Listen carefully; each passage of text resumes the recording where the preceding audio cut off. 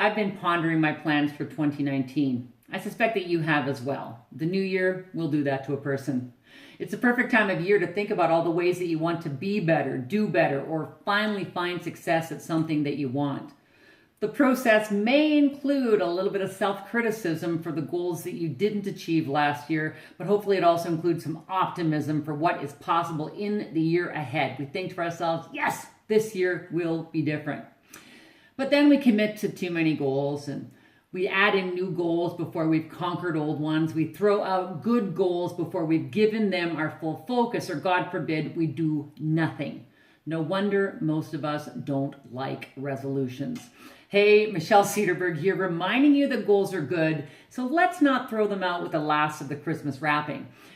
To help you get a leg up on your personal and professional goals, I'm going to share 3 ways to reframe your resolutions and gain goal clarity for 2019. So number 1, focus on the wins. And I really want you to think about this. What went well for you in 2019? What were your successes? Small, large, and everything in between. Personal wins and professional ones. Give some thought to all the amazing things that you accomplished this past year instead of all the things you planned to do but didn't. For me, I could beat myself up for not getting the book completed as I'd planned, but I did get a lot of research done that has strengthened the direction I'm going to take the book, and I've researched publishers. That's a win for me. Plus, I spent the last 6 months of 2018 rebranding and launching a kick-ass new website. Now, that goal was not on my radar at the start of 2018, but I'm sure glad it made it onto the list for the year. That has been a huge draw on my time, but a huge win that will give me massive focus and momentum for the year ahead. I could also beat myself up because I didn't stick with my plan to meditate daily, but I started going to yoga again, and I'm loving the mindfulness of my weekly classes. So you see how this works? So grab a pen and paper and start listing all your wins. Go through your calendar from last year and take note of what you accomplished. Just because you may not have achieved a goal you set for yourself doesn't mean you haven't been successful. Celebrate partial goal completion as well, because December 31st is not the finish line for your goals. Year end does not mean you have to stop doing the work. In fact, you should keep on doing the work, which leads me to number 2. Go deep, not wide. I was listening to CBC last week and heard an interview with blogger David Kane. His blog is raptitude.com, talking about deeper, not wider, as a goal for the year. Now think about this. He says that because it's easier to acquire new pursuits, we tend to begin what are actually enormous lifelong projects too often, and we abandon them too easily. And he's talking about projects like learning art or learning a new language or writing a book. The year ends, and instead of chunking away at last year's goals, we pick up a new one. We pick up another one. How many of you have old goals that are stacked up in the corner that might need a little bit of your attention? So, as an option for your New Year's goal, you could choose not to take on a new goal. Oh, freedom. Or to not try something new. Choose instead to be more deliberate and focused with the goals you've already started, especially the big ones. I have that big goal of finishing the book, and if that's the only big goal I commit to this year, that's pretty darn worthwhile. Smaller reboot goals are worthwhile as well. I have a stack of books that I have committed to reading and never did. It'll feel good for me to conquer even part of this pile of fantastic books. And I'm really liking my yoga practices, so perhaps a personal goal for me will be to fit in a second practice each week instead of adding in meditation.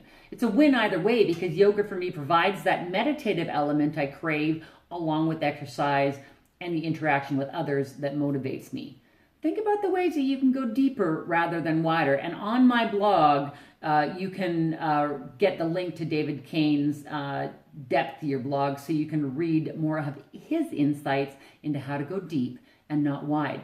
Then think about goals of yours that have slipped through the cracks but still want your love.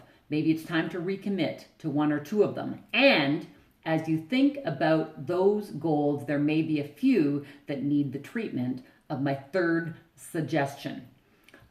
Number 3 is to let it go, can't hold it back anymore. Now, no pun intended, but if you're frozen in your tracks with certain goals, it may be time to let them go. You will waste a ton of mental and emotional energy holding on to goals that have lost their luster for you, holding on to things that you once valued but don't anymore, holding on to goals you think you should complete but really don't want to. Think about them. We all have them. For the past couple of years, I've toyed with the idea of an online program. It's a great idea. I think I could have a lot of fun with it, and I could help a lot of people. But for now, with the book and a real desire to start a podcast, I'm letting go of online. Tell me if I'm wrong. I'm struggling with it, but I'm going to try it for now. Now, it may become a reality in the future, but for now, I'm letting it go so I can free up my energy and put it toward goals that excite me even more. And I'm letting go of putting pressure on myself to meditate daily, even though it's good for me and even though I like it when I do it. And here's the thing, I'll do it when I'm drawn to it and use my yoga to practice the mindfulness until space opens up in my schedule. So this is how these kinds of things happen. So you should be looking into 2019 with excitement for what's possible, not dread about the resolutions that you will set and eventually forget and then feel guilty about. Let's reframe I have to do this resolutions into goals you can't wait to get to. Success at anything worthwhile requires effort, and you'll be more likely to dig in and do the work if you like what you're working on, or at the very least, if you like what the work will get you. Number 1, note your wins for 2018. Number 2, go deep, not wide. Number 3, let it go. 3 ways to reframe your resolutions and gain goal clarity for 2019 and beyond. I will welcome you to please like this video, subscribe, share it with your like-minded peeps who need a little boost with their, I want to say not resolutions, but their goals for 2019. And connect with me on Instagram and Twitter at Cederberg Speaks for daily quick doses of motivation. Let's do this, people. My name is Michelle Cederberg, and until next time, this is your year for making great things happen. And I say, dare to live it big.